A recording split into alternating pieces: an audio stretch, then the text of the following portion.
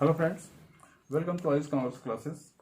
Friends, this is Purushottam here to provide your all requirement completely. Guys, आज BCom final year से income tax के अंदर एक question आप लोगों से पूछा हुआ है फ्रेंड, और वो क्वेश्चन है इनकम टैक्स के इकाई 1 से इनडायरेक्ट टैक्स में। तो फ्रेंड, सबसे पहले हम इनडायरेक्ट टैक्स में कोई क्वेश्चन करने के पहले थोड़ा ये जान लें कि इनडायरेक्ट टैक्स और डायरेक्ट टैक्स होते क्या हैं। तो फ्रेंड्स, अप्रत्यक्ष कर और प्रत्यक्ष कर दो तरह के कर होते हैं। तो अप्रत्यक्ष कर एक ऐसा कर होता है जिसे कोई भी करदाता चुकाते वक्त उसको पता नहीं होता कि वह कर चुका भी रहा है फ्रेंड्स। इसीलिए इसको अप्रत्यक्ष कहा गया है, क्योंकि इसमें जो करदाता होता है उसको ये भार नहीं लगता, उसको महसूस नहीं होता कि वह कर चुका रहा है।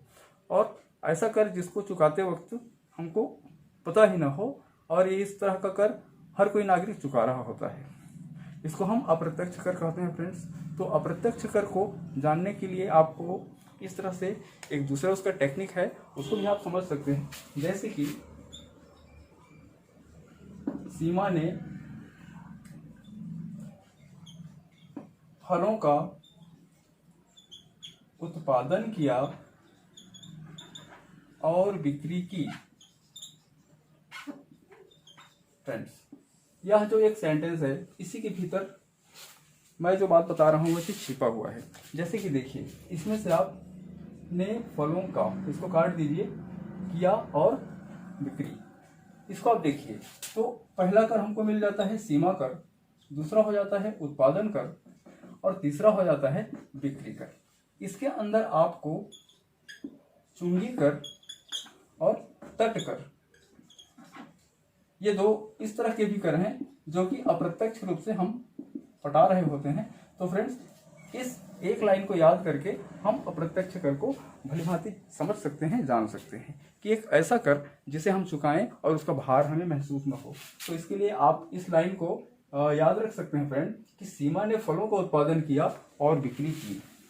ठीक है फ्रेंड्स, तो आइए इसी तरह से एक दूसरा टेक्निक मैं आपको प्रत्यक्ष कर को जानने के लिए बता दूं कि प्रत्यक्ष कर क्या है।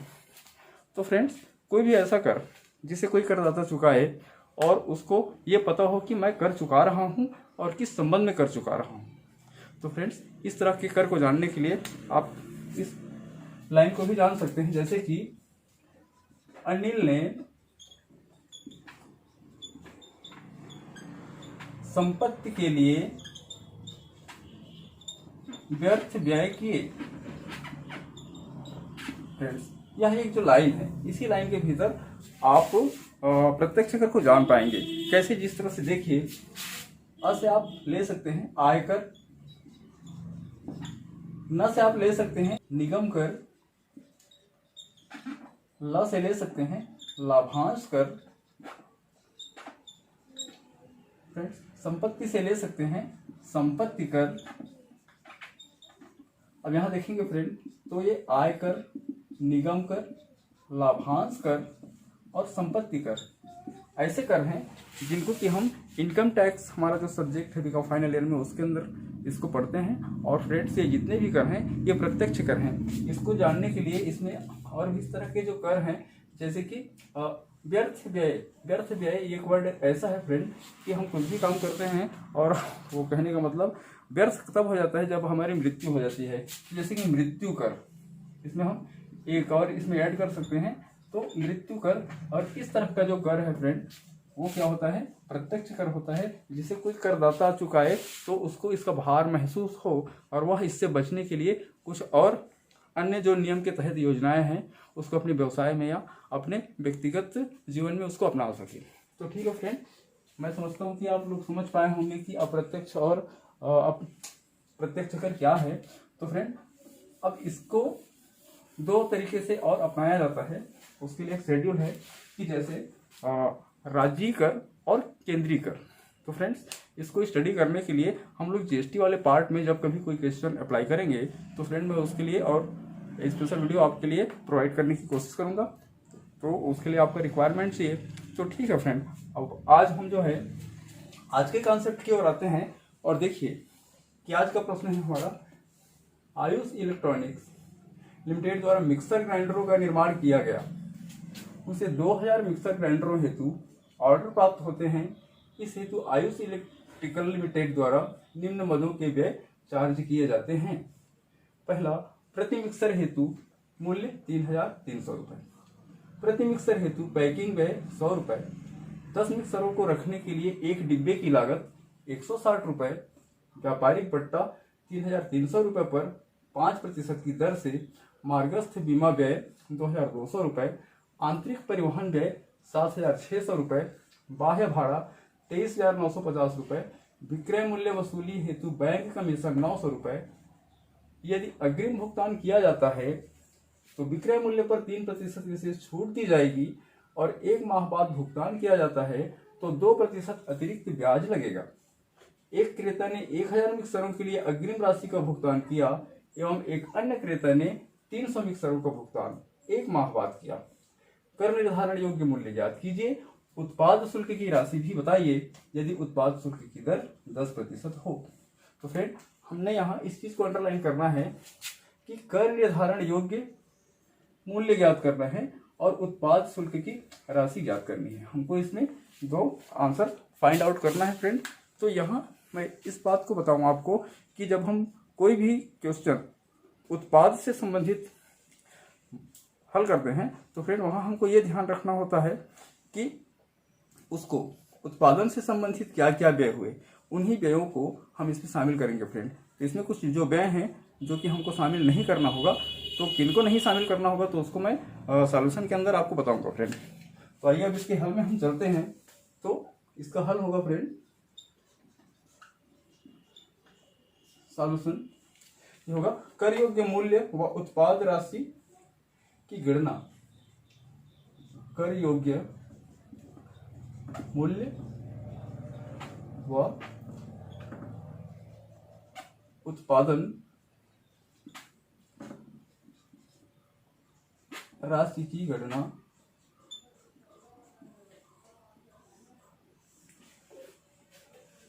तो फ्रेंड यहां इस तरह से कॉलम हम लेकर इसको आगे हल करें।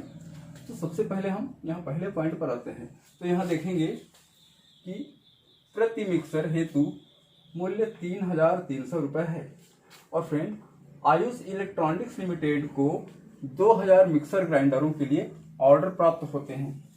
तो फ्रेंड सबसे पहले हम मिक्सर ग्राइंडरों का सामान्य मूल्य याद करेंगे। तो आइए सबसे पहले पॉइंट पर हम लिखेंगे सामान्य मूल्य,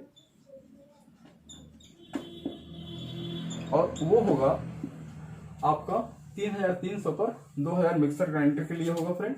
तो 2000 मिक्सर ग्राइंडर का 3300 रुपए की दर पर ये आपका हो जाएगा फ्रेंड 66 लाख रुपए। ये हो गया आपका 66 लाख रुपए। अब दूसरे टॉपिक पे हम आते हैं फ्रेंड, और यहाँ देखेंगे कि प्रति मिक्सर हेतु पैकिंग व्यय 100 रुपए। प्रति मिक्सर हेतु पैकिंग व्यय 100 रुपए और हमारे पास मिक्सर है 2000 रुपए। तो फ्रेंड यहाँ हम ये जो पैकिंग व्यय है यह प्राथमिक पैकिंग है, तो लिखेंगे प्लस प्राथमिक पैकिंग व्यय। हमारे पास 2000 मिक्सर ग्राइंडर है और एक मिक्सर ग्राइंडर का पैकिंग व्यय 100 रुपए है फ्रेंड। तो इस तरह से 2 लाख रुपए इस पर और ऐड हो जाएगा, तो इसका अमाउंट हो गया 2 लाख। अब इसी तरह से फ्रेंड हम आगे चलते हैं। तो देखें कि 10 मिक्सरों को रखने के लिए एक डिब्बे की लागत 160 रुपए दिया हुआ है। तो तीसरे पॉइंट पर आते हैं फ्रेंड, और इसको भी हमने इसमें शामिल करना होगा। तो क्या लिखेंगे, ये होगा, ये तो प्राथमिक पैकिंग व्यय हुआ और ये होगा द्वितीयक पैकिंग व्यय। किंतु इसको समझने के लिए आपको ये देखना पड़ेगा फ्रेंड कि हमारे पास 2000 मिक्सर ग्राइंडर है और यहाँ कहा है 10 मिक्सरों को रखने के लिए, तो इसको आप 10 से डिवाइड कर देंगे फ्रेंड, तो इसकी संख्या हो जाएगी 200। अब 200 मिक्सर ग्राइंडर को आप 160 रुपए की दर पर चार्ज करेंगे तो 16 दूने 32 यानी कि 32,000 रुपए आपका यहाँ द्वितीयक पैकिंग व्यय के लिए शामिल होगा फ्रेंड। अब इसी तरह से चौथे पॉइंट पर आप आइए तो चौथे पॉइंट पर ये कहा है फ्रेंड कि व्यापारिक बट्टा 3,300 रुपए पर 5%। चौथे पर है मार्गस्थ बीमा व्यय 2,200 रुपए। तो फ्रेंड मार्गस्थ बीमा व्यय 2,200 रुपए इसको हम शामिल नहीं करेंगे फ्रेंड, वो इसलिए क्योंकि यह जो है उत्पादन स्थल से निकासी तक के व्यय में शामिल नहीं है फ्रेंड।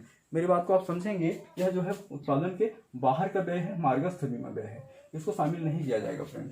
हम यहाँ इसको शामिल कर सकते हैं और करना जरूरी है क्योंकि आंतरिक परिवहन व्यय 7,600 रुपए है।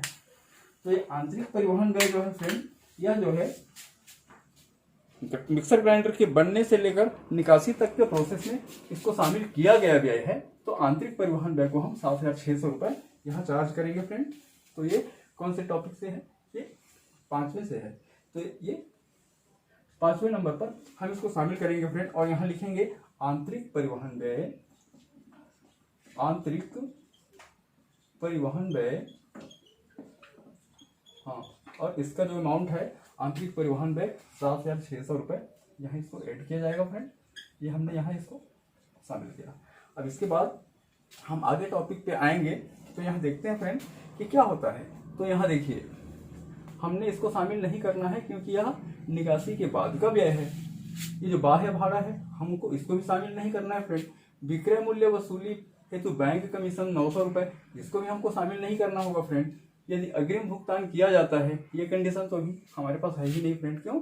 क्योंकि हमको उत्पादन से संबंधित बात करना है। विशेष छूट दी जाएगी और 1 माह बाद भुगतान किया जाता है तो 2% अतिरिक्त ब्याज लगेगा।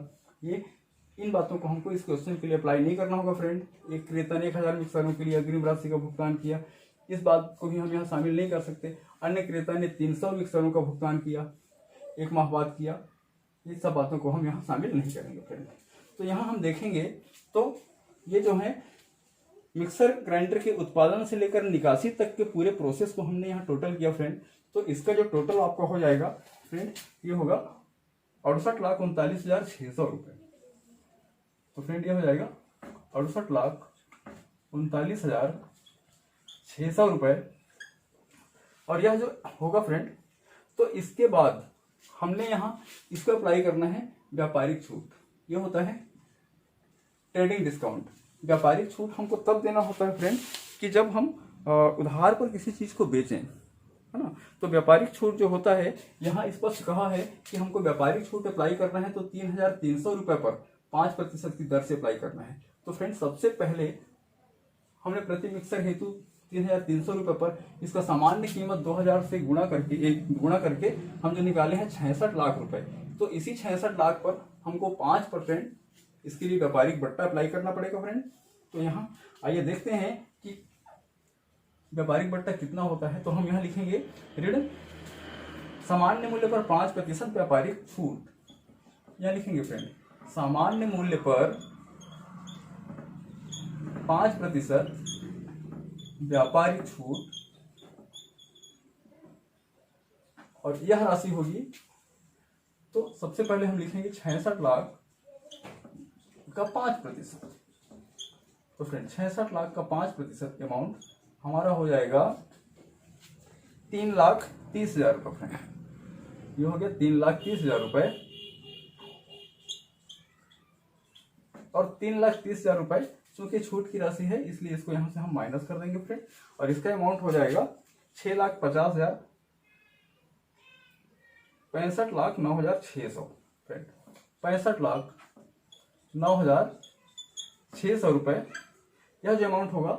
और फ्रेंड ये जो अमाउंट है तो यही एक ऐसा अमाउंट है कि जिस पर हमको क्या लगाना पड़ेगा, तो ये कर लगाना पड़ेगा। तो कर निर्धारण योग्य मूल्य हमारा यही होता है फ्रेंड, कर निर्धारण योग्य मूल्य। Okay friend.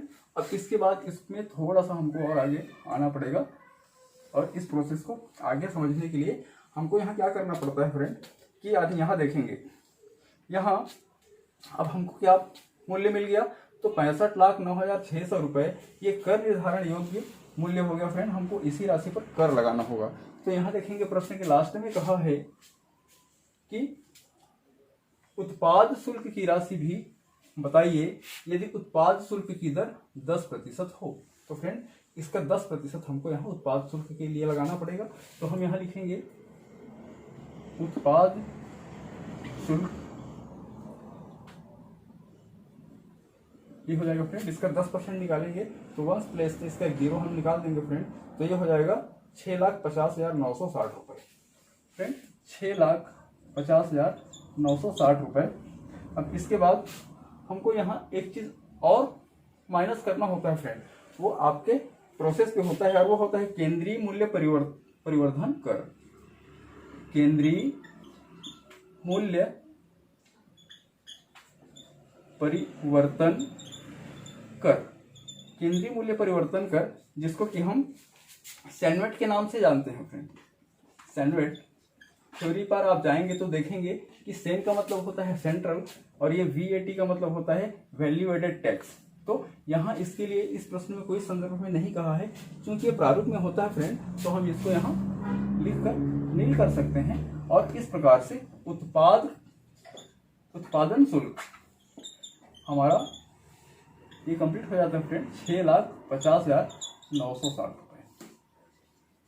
ठीक फ्रेंड, तो इस तरह से उम्मीद करता हूँ कि आज का सॉल्यूशन आपको अच्छे से समझ में आया होगा फ्रेंड। तो चलिए इस तरह का कोई और क्वेश्चन आप हमको सेंड कीजिए, तो फिर मिलते हैं फ्रेंड अगली वीडियो में। Okay friend, thanks.